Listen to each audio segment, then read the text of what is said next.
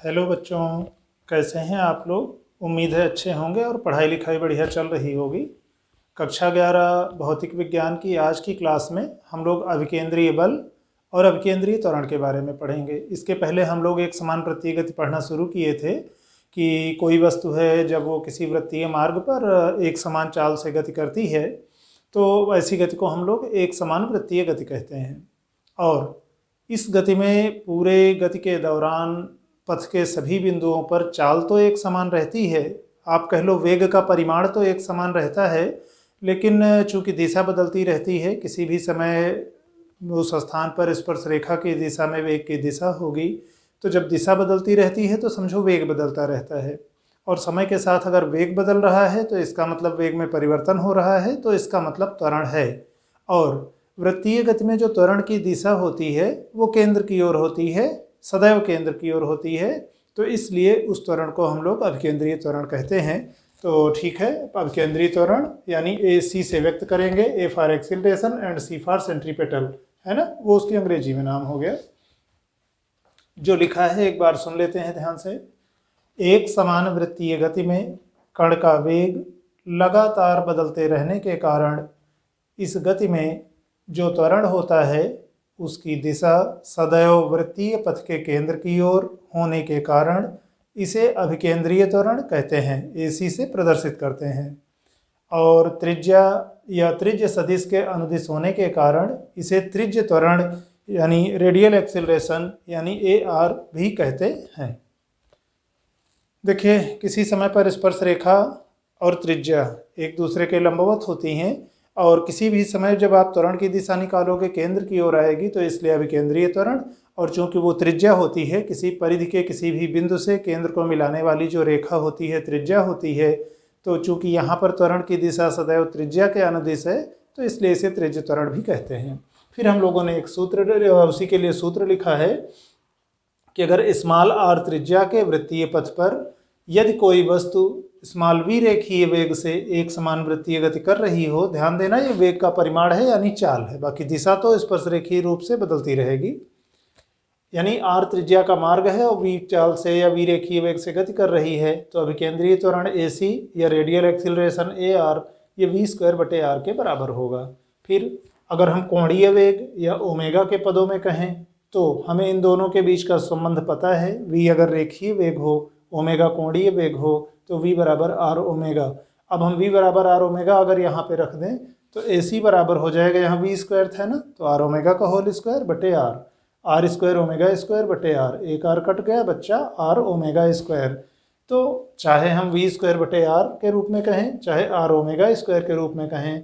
और हम लोग इसके पहले जब कल कोणीय वेग या कोणीय चाल या कोणीय आवृत्ति पढ़ रहे थे, तो वहाँ हम लोगों ने बात की थी कि अगर वृत्तीय गति का आवर्तकाल T हो, आवृत्ति F, वैसे वहाँ हमने कहा था, यहाँ जानबूझ के हमने स्मॉल n कर लिया है कि दोनों प्रतीक ध्यान में रहें।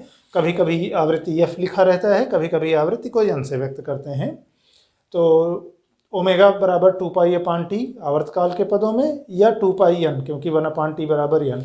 ये मान अगर हम इस समीकरण में रख दें तो AC का मान हमको T के पदों में ऐसे मिल सकता है या n के पदों में ऐसे मिल सकता है। अब इसके बाद हम लोग आते हैं अभिकेंद्रीय बल पर। ध्यान दीजिए, अभिकेंद्रीय अगर किसी गति में त्वरण है तो इसका मतलब वहाँ पर बल रहा होगा। बिना बल के जो न्यूटन के जड़त्वीय निर्देश तंत्र हैं उनमें ऐसा नहीं होगा कि बल ना लगा हो या बराबर 0 हो और A का मान कुछ हो। अगर A कुछ है यानी त्वरण कुछ है, यानी गति में परिवर्तन हो रहा है, तो ये तभी हुआ होगा जब उस पर कोई बाह्य बल लगा रहा हो।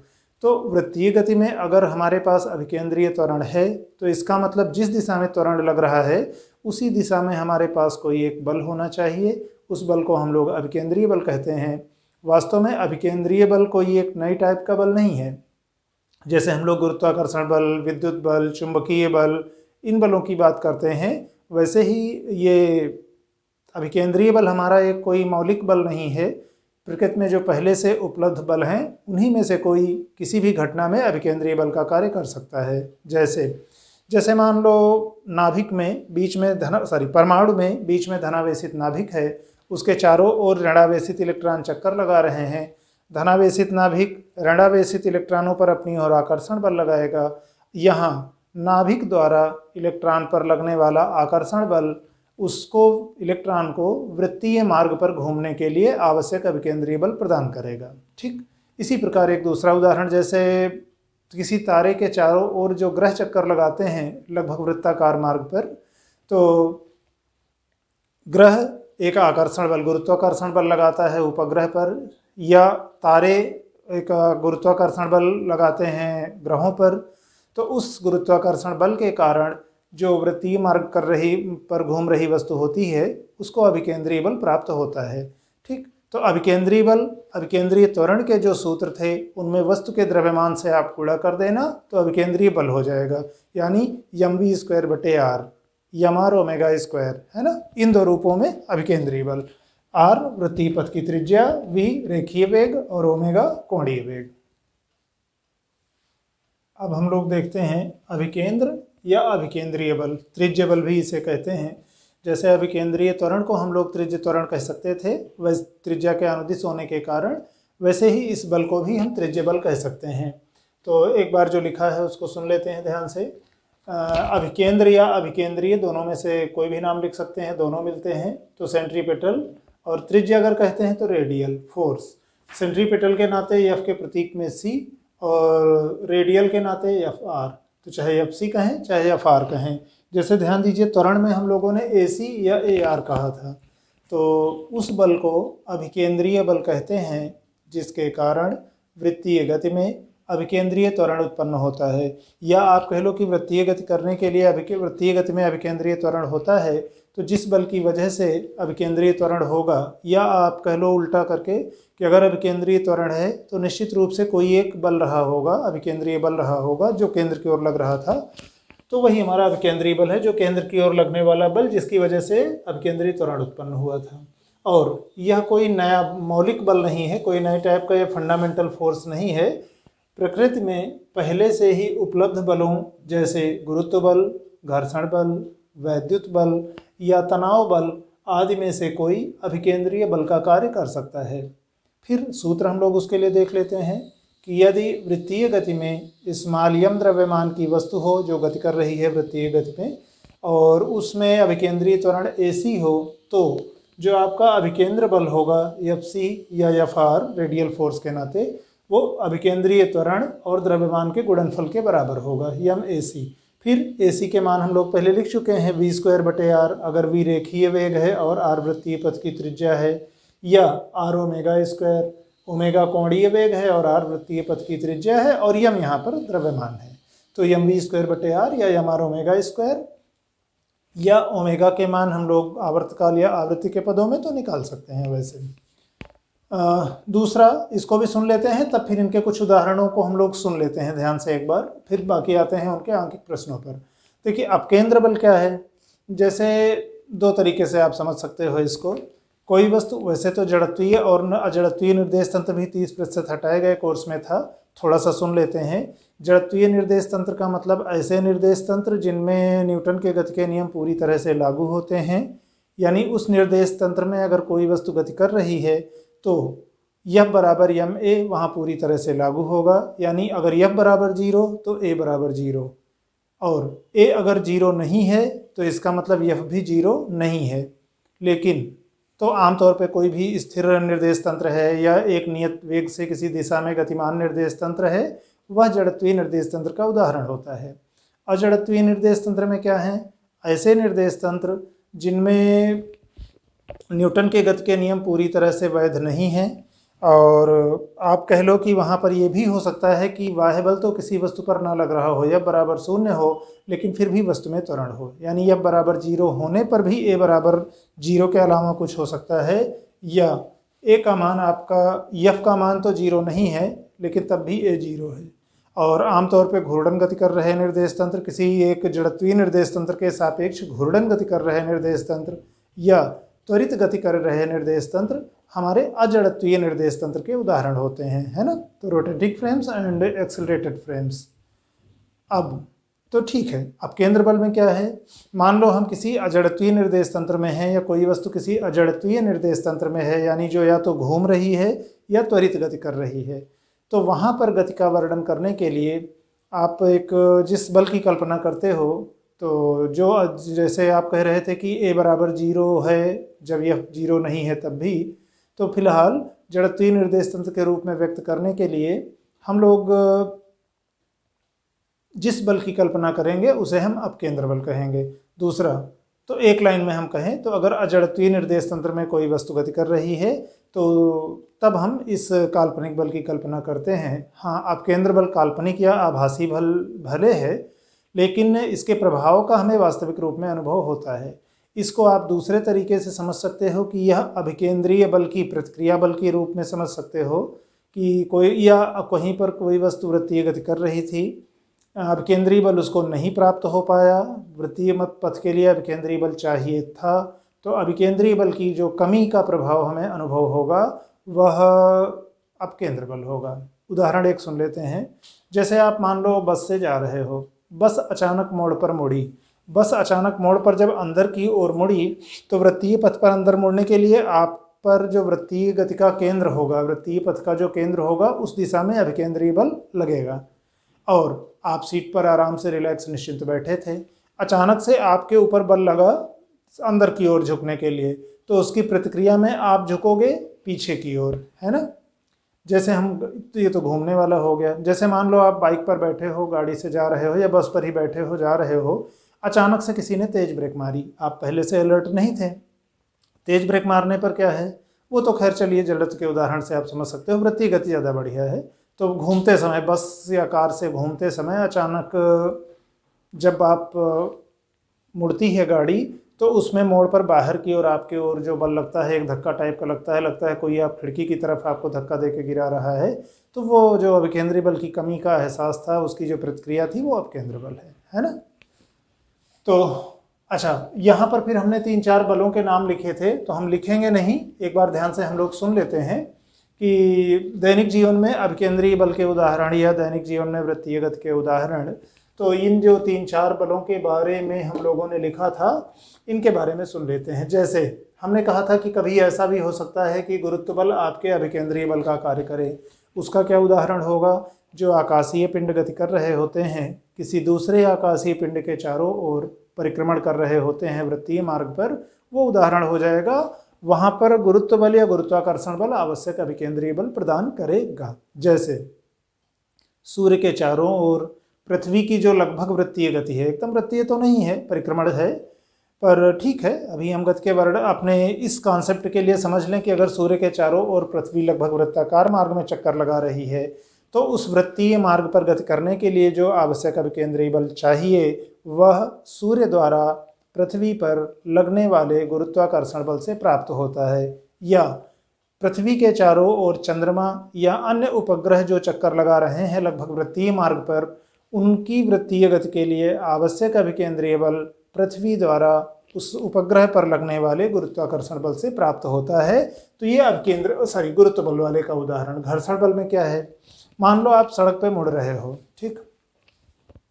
अब मुड़ते समय या घूमते सड़क पर मुड़ रहे हो, मुड़ते समय जो आपके टायर और सड़क के बीच का जो घर्षण बल होता है वह कुछ हिस्सा अभिकेंद्रीय बल का प्रदान करता है, बाकी थोड़ा तो हम मोड़ पर अंदर की ओर झुक जाते हैं। तो हमारे भार का एक घटक भी अभिकेंद्रीय बल प्रदान करने में मदद करता है, और सड़क और टायर के बीच लगने वाला घर्षण बल भी। इसीलिए अगर मान लो टायर चिकने हों, पुराने हो गए हों, उनमें जो कट होते हैं, गिट्टियाँ होती हैं, वो अगर घिस गई हों तो फिसलन के खतरे बढ़ जाते हैं, क्योंकि घर्षण बल कम हो जाता है, फिर आपको आवश्यक अभिकेंद्रीय बल आराम से नहीं मिलेगा। वैद्युत बल का उदाहरण, जैसे किसी परमाणु में बीच में धनावेशित नाभिक है, उनके चारों ओर ऋणावेशित इलेक्ट्रॉन लगभग वृत्तीय मार्ग पर चक्कर लगा रहे हैं, तो इलेक्ट्रॉनों के वृत्तीय मार्ग पर चक्कर लगाने के लिए आवश्यक अभिकेंद्रीय बल नाभिक द्वारा इलेक्ट्रॉन पर लगने वाले विद्युत आकर्षण बल से प्राप्त होता है। तनाव बल का एक उदाहरण देखते हैं। जैसे मान लो आपके पास एक डोरी है, ठीक। डोरी के एक सिरे पर आपने कम द्रव्यमान की एक वस्तु बांधी, दूसरा सिरा अपने हाथ में कस के पकड़े और डोरी को मान लो क्षैतिज तल में आप वृत्तीय गति करा रहे हो। जब डोरी को घुमाना शुरू करते हो उस वस्तु को, तो डोरी में एक तनाव उत्पन्न रहता है। वह तनाव बल वस्तु की वृत्तीय गति के लिए आवश्यक अभिकेंद्रीय बल प्रदान करता है। अगर ऐसे घुमाते घुमाते अचानक किसी जगह पे आप डोरी छोड़ दो तो उसी दिशा में वो वस्तु आगे उस जगह से स्पर्शरेखीय दिशा में आगे चली जाएगी। इनके तो एक उदाहरण सुन लेते हैं अपकेंद्र बल वाले उपयोग के। ख़ास तौर पे देखो, वॉशिंग मशीन में जो एक ड्रायर होता है ना, कपड़े जिसमें हम लोग सुखाते हैं, तो उसमें क्या होता है, एक हमारे पास बेलन जैसी रचना होती है, लाइनिंग जैसी उसमें कटी होती है, नीचे की तरफ उसमें छेद रहते हैं, एक धुरी पर मोटर से वो जुड़ी रहती है। जब उसमें हम गीले कपड़े डाल करके स्पिनर को ऑन करते हैं तो वह बेलन तेज़ी से घूमता है, घूर्णन गति करता है। अब उसके साथ साथ उसके अंदर जो कपड़े रखे हैं वो सभी भी घूर्णन गति करते हैं, और घूर्णन गति में प्रत्येक कण एक वृत्तीय मार्ग पर गति करता है। अब कपड़े के गीले कपड़े जब वृत्तीय मार्ग पर गति कर रहे हैं, घूर्णन गति करते हुए, मतलब उनका हर हिस्सा वृत्तीय मार्ग पर गति कर रहा है, उसके लिए चाहिए अभिकेंद्रीय बल। अभिकेंद्रीय बल नहीं मिल पाया तो उसके कमी जो महसूस होगी अपकेंद्र बल के रूप में। अभिकेंद्रीय बल लगता है केंद्र की ओर, अपकेंद्र बल लगता है केंद्र से दूर की ओर।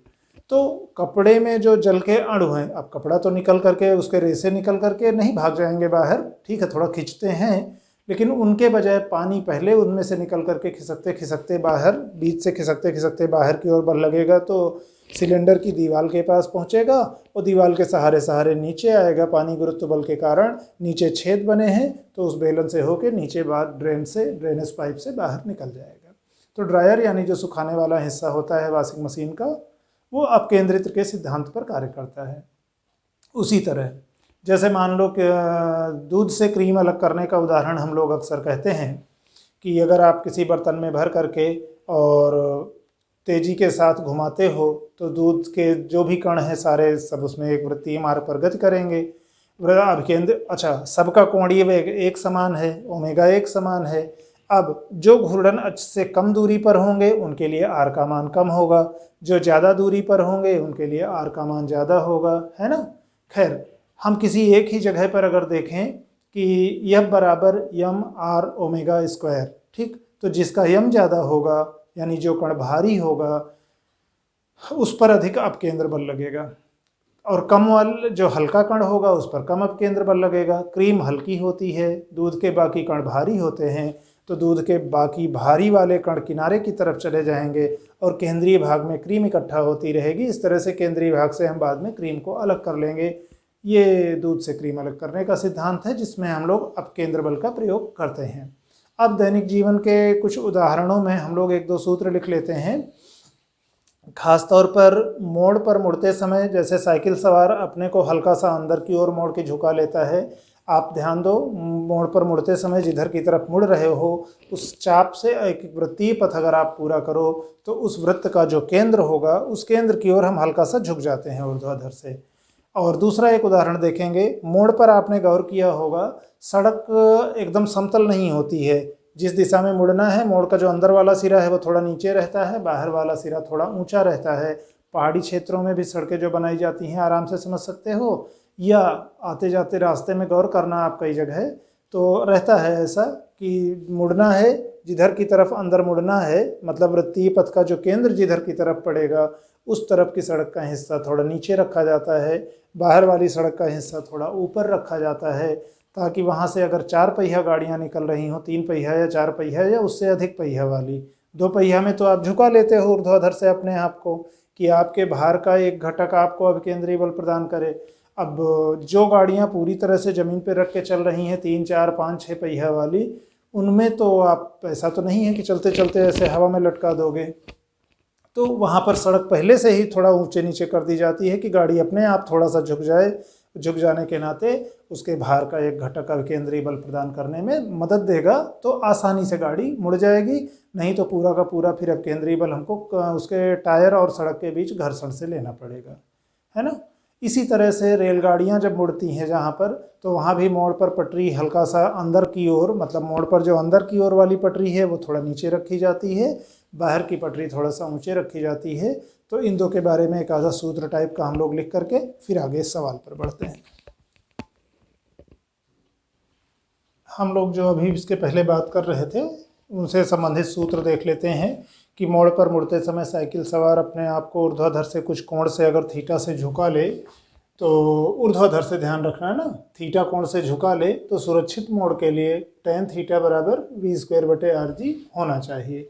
ठीक, अभी इसी में रीअरेंज करके आप देख सकते हो कि कभी r दिया हो, थीटा दिया हो तो v की अधिकतम चाल पूछी जा सकती है, या इस सूत्र से आप ये गौर कर सकते हो कि चाल जितनी ही ज़्यादा होगी tan थीटा का मान उतना ही ज़्यादा होगा, और जाहिर सी बात है कि 90 अंश से ज़्यादा तो नहीं घुमा लेंगे, ऊर्ध्वाधर से थोड़ा न्यून कोण ही घुमाते हैं, और tan थीटा का मान पहले चतुर्थांश में थीटा बढ़ते जाने पर tan थीटा क्रमशः बढ़ता है। तो यानी 20 बढ़ा रहे हो तो tan थीटा बढ़ेगा, यानी थीटा बढ़ेगा, यानी ऊर्ध्वाधर से झुकाव बढ़ेगा, या अगर v बढ़ा रहे हो तो फिर या तो आप बड़ी त्रिज्या का मार्ग अपनाओ सुरक्षित मुड़ने के लिए, है ना। उसी तरह से अगर मान लो हम कहें कि घर्षण बल से प्राप्त हो रहा है, यहाँ तो ये था कि हम ऊर्ध्वाधर से झुका के ले रहे हैं, अगर घर्षण बल से प्राप्त हो रहा हो अभिकेंद्रीय बल, तो अभिकेंद्रीय बल कितना mv²/r होता है, जितना अधिकतम हमको घर्षण बल मिल सकता था, और वो μ × r के बराबर हो सकता है। r अभिलंब प्रतिक्रिया है उस वस्तु की, बराबर mg होता है ना। यम द्रव्यमान है वस्तु का, जी उस स्थान पर गुरुत्वीय त्वरण, तो r यानी रिएक्शन या n नॉर्मल रिएक्शन, ये वस्तु की अभिलंब प्रतिक्रिया है। म्यू घर्षण गुणांक है जो tan थीटा के बराबर होता है अगर थीटा घर्षण कोण हो तो।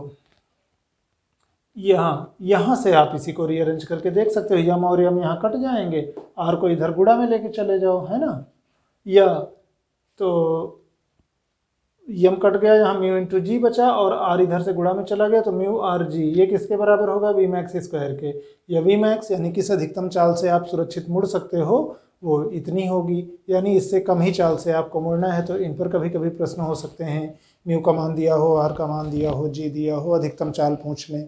तो अब इसके बाद हम लोग कुछ आंकिक प्रश्न हल करते हैं। तो अभी हम लोगों ने फिर जो थ्योरी में बात की थी वो थोड़ा ज़्यादा अच्छे से समझ में आएगा। आंकिक प्रश्न एक देखते हैं। यदि पृथ्वी 6400 किलोमीटर त्रिज्या का गोला हो और यह 24 घंटे में अपनी अक्ष पर एक घूर्णन पूरा करती हो, तो विषुवत रेखा पर स्थित वस्तु व ध्रुव पर स्थित वस्तु में अभिकेंद्रीय त्वरण कितना होगा। दो चीज़ें पूछी गई हैं, एक तो विषुवत रेखा पर कोई वस्तु है तो उसमें कितना अभिकेंद्रीय त्वरण होगा, दूसरा अगर वो ध्रुव पर स्थित है तो उसमें कितना अभिकेंद्रीय त्वरण होगा।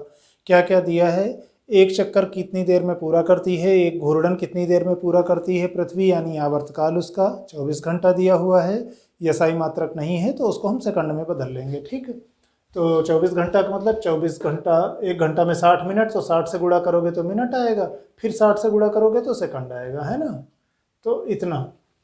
और दूसरी एक महत्वपूर्ण बात जो इस प्रश्न के लिए याद रखनी थी, जब भी कोई वस्तु घूर्णन गति कर रही है तो पृथ्वी की सतह पर मान लो विषुवत रेखा पर कोई वस्तु स्थित है, तो पृथ्वी के घूमने के साथ साथ वह एक वृत्तीय मार्ग पर गति कर रही होगी, और उस वृत्तीय पथ की त्रिज्या क्या होगी, पृथ्वी की त्रिज्या के बराबर। एक और हमने चित्र बनाया है, मान लो आप यहाँ पहुँच जाओ तो यहाँ जो वस्तु होगी, यहाँ वो जितना वृत्तीय गति करेगी, वहाँ पर वृत्तीय पथ की त्रिज्या कितनी होगी, घूर्णन अक्ष से उस बिंदु तक की जो दूरी। इसी तरह आप जब ध्रुव पर पहुंच जाओगे तो वहाँ जो वस्तु गति कर रही है वो अपनी ही जगह पर ऐसे घूम रही है, उसके वृत्तीय पथ में कोई त्रिज्या नहीं होगी। तो हमको मुख्य बात इस प्रश्न में जो याद रखनी है कि विषुवत रेखा पर अगर कोई वस्तु रखी है और घूर्णन गति कर रही है तो वहाँ पर जो हमारा वृत्तीय पथ की त्रिज्या होगी वो पृथ्वी की त्रिज्या के बराबर होगी, और ध्रुवों पर अगर कोई वस्तु स्थित है तो वहाँ पर क्या है, वो वस्तु अपनी ही जगह पर रह के बस घूम रही है, उसके वृत्तीय पथ की त्रिज्या 0 मानेंगे, उस हिसाब से फिर हम लोग प्रश्न हल करेंगे। तो बाकी ठीक है, देखते हैं। यही मुख्य बात थी जो इस प्रश्न के लिए याद रखना था, ध्यान रखना था। तो विषुवत रेखा पर स्थित वस्तु इस प्रकार वृत्तीय गति करेगा या करेगी, लिख लो कि उसके वृत्तीय पथ की त्रिज्या स्मॉल r वो पृथ्वी की त्रिज्या के बराबर हो। तो इसका मतलब विषुवत वृत्त पर जो आपकी त्रिज्या होगी वृत्तीय पथ की वो हो जाएगी 6400 किलोमीटर, प्रश्न में दिया ही है 6400। समझो दशमलव यहाँ है, 1 2 3 अंक पीछे आओगे तो इसको 6.4 × 10³ किलोमीटर लिख सकते हो। किलो पूर्व लग्न में किलो का मतलब 10³ + 3 है, तो किलो हटाएंगे तो किलोमीटर की जगह 10³ मीटर लिख सकते हैं। तो ये हमारा बन जाएगा 6.4 × 10⁶ मीटर। ठीक, ये है विषुवत वृत्त पर स्थित वस्तु के लिए वृत्तीय पथ की त्रिज्या। और ध्रुव पर स्थित वस्तु के लिए स्मॉल r का मान 0 होगा, है ना। तो अब केंद्रीय त्वरण का सूत्र अगर हम कहें तो a बराबर r ओमेगा स्क्वायर, फिर ओमेगा की जगह 2 पाई अपान टी रखेंगे तो उसका स्क्वायर यानी 4 pi square upon T square हो जाएगा। तो विषुवत रेखा पर कितना होगा, r गुणे 4 pi square upon T square. सरल करेंगे इसको सबको, चूंकि हमने SI मात्रकों में रख लिया था तो मात्रक मीटर प्रति सेकंड स्क्वायर में आएगा 3.38 गुणे 10 की घात -2 मीटर प्रति सेकंड स्क्वायर। और ध्रुवों के लिए क्या है, त्रिज्या r का मान 0 है, तो इस नाते ध्रुवों पर जो हमारा अभिकेंद्रीय त्वरण आएगा वो 0 आएगा। दूसरा प्रश्न देखते हैं, दूसरा एक अंक प्रश्न देखते हैं। 100 ग्राम द्रव्यमान का एक पिंड 1 मीटर व्यास के वृत्ताकार मार्ग पर 31.4 सेकंड में 10 चक्कर की दर से घूम रहा है। पिंड पर लगने वाले अभिकेंद्र बल का मान क्या होगा। हमको कुछ राशियां दी हुई हैं, अभिकेंद्रीय बल निकालना है या अभिकेंद्र बल निकालना है।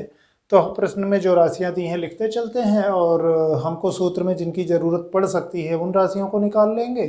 सभी के मान SI मात्रकों में रखेंगे। द्रव्यमान 100 ग्राम, तो स्मॉल m का मान 100 ग्राम यानी किलोग्राम में बदल लेंगे, SI मात्रक किलोग्राम है, 1000 से भाग दिए 0.1 किलोग्राम। व्यास दिया हुआ है, हमको त्रिज्या की ज़रूरत पड़ेगी वृत्तीय मार्ग पर, तो त्रिज्या स्मॉल r बराबर व्यास का आधा हो जाएगा, यानी 1 मीटर व्यास है तो 1/2 मीटर यानी 0.5 मीटर हो गई त्रिज्या। फिर ये कहा गया है कि 31.4 सेकंड में 10 चक्कर लगाता है ना, यानी 10 चक्कर लगाने में कितना समय लेता है, इतना समय लेता है। तो एक चक्कर में कितना समय लेगा, 10 से इसे भाग दे दो, तो एक चक्कर में लगा समय यानी आवर्तकाल जो हमारा होगा कैपिटल T, वो 10 चक्कर का समय बटे 10 यानी एक चक्कर का समय 3.14 सेकंड होगा।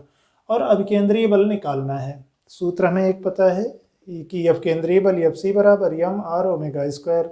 ओमेगा यहाँ चूंकि आवर्तकाल पता है ना, ये जो एक चक्कर में लगा समय हम लोग कह रहे हैं ना T, ये हमारा आवर्तकाल है। तो इस आवर्तकाल T के पदों में अगर हम कहें तो ओमेगा बराबर 2 पाई अपान टी होता है। ठीक है, मान रख दिए 4 pi square upon T square m गुणा r, 4 pi square m r और ये नीचे टी स्क्वायर। ध्यान दो 3.14 का वर्ग 3.14 का वर्ग, ये दोनों गए कट, 4 इसने का गुणा 0.05, 4 पंचे 20 और 0.2 न्यूटन अब केंद्रीय बल है जो उस पिंड पर कार्य कर रहा होगा। तीसरे प्रश्न पर आते हैं। तीसरा प्रश्न देखते हैं। एक कार 10 मीटर प्रति सेकंड की चाल से 200 मीटर त्रिज्या के वृत्तीय पथ पर चल रही है। यदि इसकी चाल 0.5 मीटर प्रति सेकंड स्क्वायर की दर से बढ़ रही हो तो नेट त्वरण क्या होगा। देखिए, दो चीज़ें दी हुई हैं।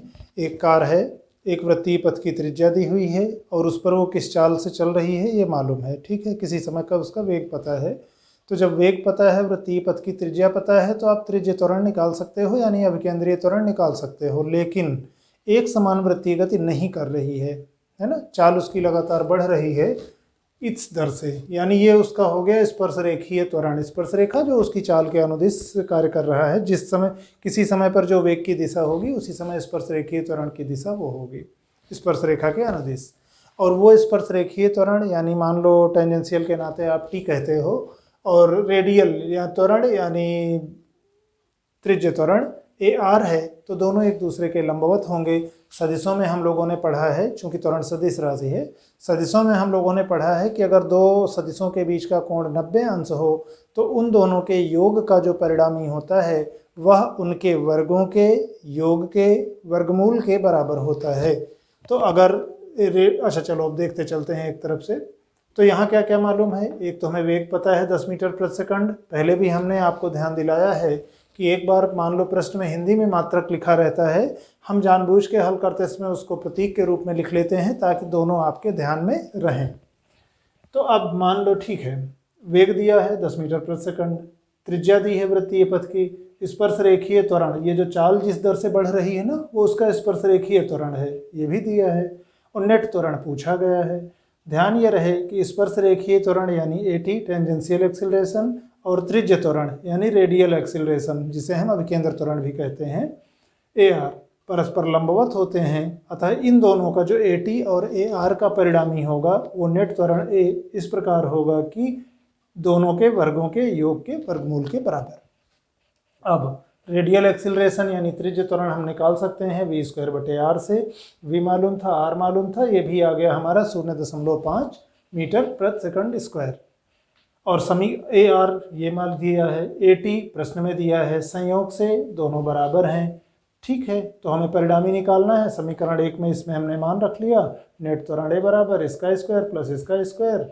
समझो ये कॉमन हो गया, चाहे तो आप कह लेते कि ये 0.25 होगा, ये भी 0.25 होगा, फिर दोनों का जोड़ 0.50 होगा, फिर उसको सरल कर लेते। चाहे ऐसे सरल करने का तरीका है, ठीक है, हमने इतना कॉमन ले लिया तो 1 यहाँ सरल करते गए, लास्ट में इतना हमारा उत्तर आया। आप इसका हल देख लेना। एक प्रश्न और हल करते हैं, अगले पर आते हैं, चौथे प्रश्न पर। अगला प्रश्न है चौथा प्रश्न।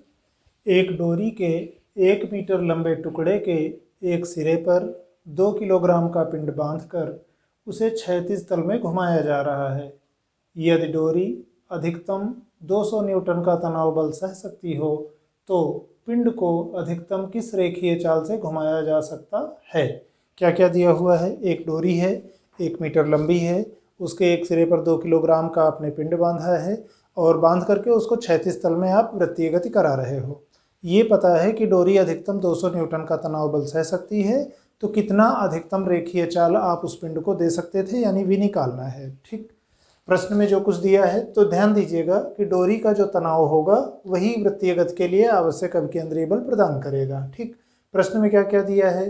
वृत्तीय पथ की त्रिज्या r 1 मीटर, क्यों, जितनी लंबी डोरी है ना वो डोरी की लंबाई वृत्तीय पथ की त्रिज्या हो जाएगी। ठीक, दूसरा, कण का पिंड का द्रव्यमान दिया है, यम का मान 2 किलोग्राम दिया है। अधिकतम अभिकेंद्रीय बल जो हमको मिल सकता है वृत्तीय गति में वो 200 न्यूटन है, वो वही है जो डोरी अधिकतम तनाव सह सकती थी। रेखीय चाल का अधिकतम मान यानी v मैक्स हमको निकालना है। सूत्र हमें पता है, ये r, m, f और v के बीच का सूत्र है f बराबर mv²/r अभिकेंद्रीय बल के लिए।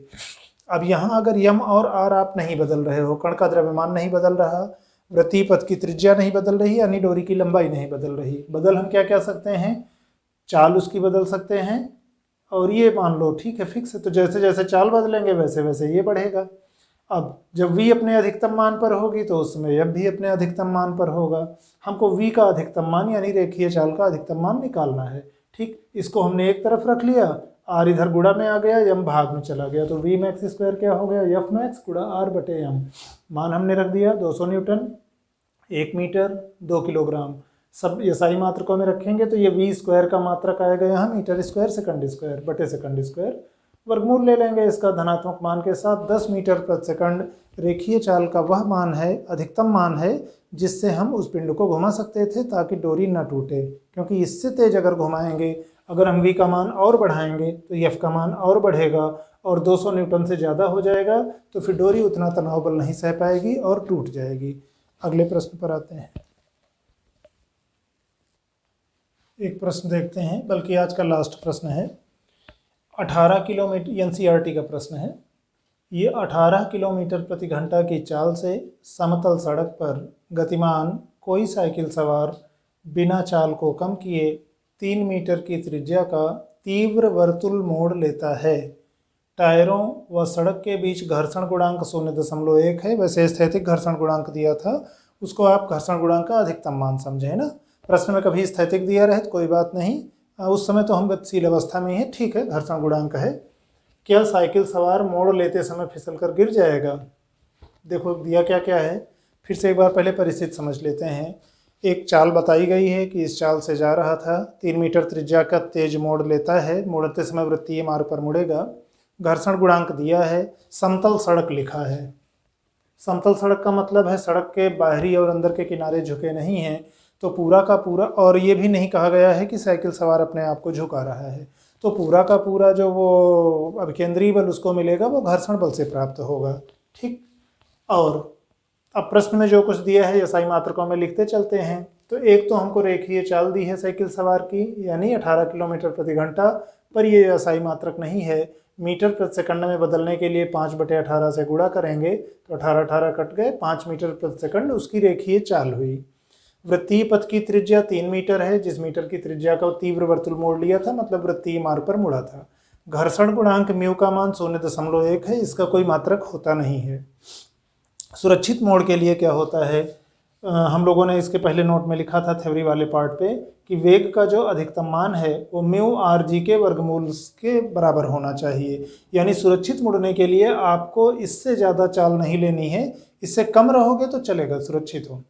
या वर्गमूल वाला हम झंझट हटाना चाहें तो वर्ग कर लें, यानी वी मैक्स स्क्वायर का मान म्यू आर जी होना चाहिए। वी मैक्स का मतलब सुरक्षित मुड़ने के लिए अधिकतम रेखीय चाल है उन परिस्थितियों में जब म्यू आर और जी दिया है। चूंकि जी नहीं कहा गया था अलग से, तो जी का मान जो 9.8 मीटर प्रति सेकंड स्क्वायर होता है वह मानेंगे। म्यू आर जी का मान रखे, मात्रक सबका ध्यान दिए तो मीटर स्क्वायर प्रति सेकंड स्क्वायर। और म्यू आर जी क्या है, ये भी मैक्स स्क्वायर है, यानी अधिकतम चाल जिससे हम सुरक्षित जा सकते थे उसका वर्ग है। और सरल किया हमने तो इतना आया, और प्रश्न के हिसाब से जा रहा था वो 5 मीटर प्रति सेकंड की चाल से, यानी उसका वर्ग देखें तो 25 मीटर प्रति सेकंड, 25 मीटर स्क्वायर प्रति सेकंड स्क्वायर होगा। ठीक, अब आप इन दोनों में देखो, इस चाल के वर्ग से जा रहे हो, इतने तक जाते तो सुरक्षित रहते, तो सुरक्षित नहीं हो। आपकी चाल जो अधिकतम सीमा थी कि सुरक्षित मुड़ने के लिए जितना तेज आप जा सकते थे उससे कहीं ज़्यादा हो गई है। तो चूंकि यहाँ जो वी स्क्वायर का मान है वी मैक्स से ज़्यादा है, या आप इसी को कह लो कि वी का जो मान है वो वी मैक्स से ज़्यादा है। हमने वर्ग इसलिए कर लिया था कि वर्गमूल वाली झंझट ना रहे। तो इसका मतलब साइकिल सवार मोड़ को सुरक्षित पार नहीं कर पाएगा और फिसल कर गिर जाएगा। ठीक, तो ठीक है, अभी आज के लिए केवल इतना ही, शेष आगे फिर देखते हैं। आप लोग पढ़ाई लिखाई करते रहें, अपना ध्यान रखें। धन्यवाद।